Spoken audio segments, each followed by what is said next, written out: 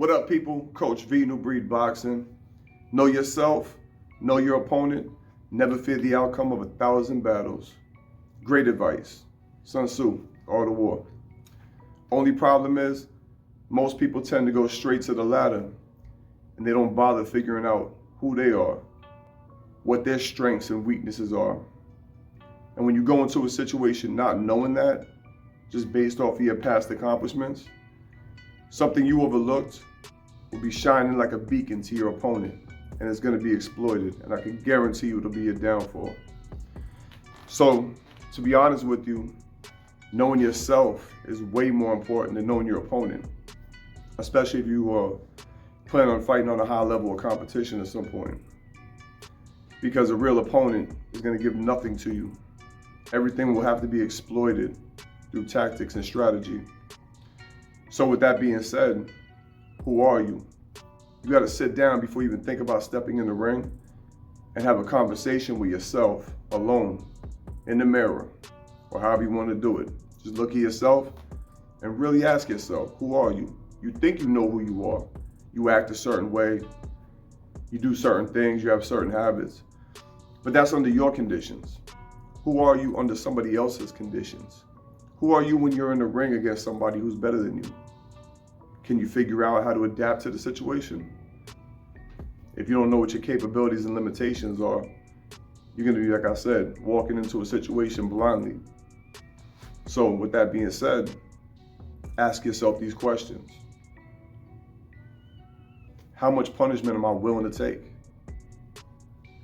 How much work am I willing to put in?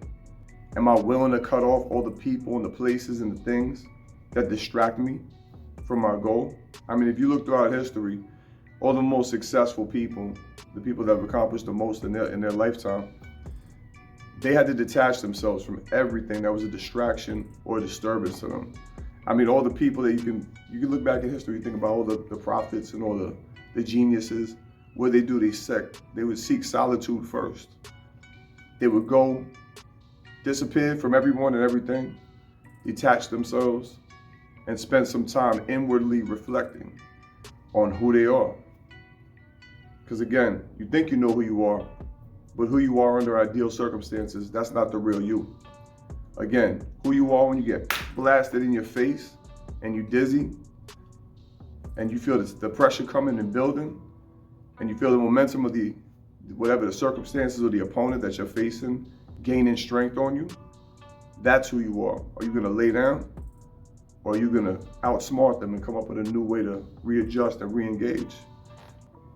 So spending time alone mentally and then physically developing yourself first is gonna give you a major advantage. Because again, when you're up against somebody who's got any kind of experience and any kind of, real,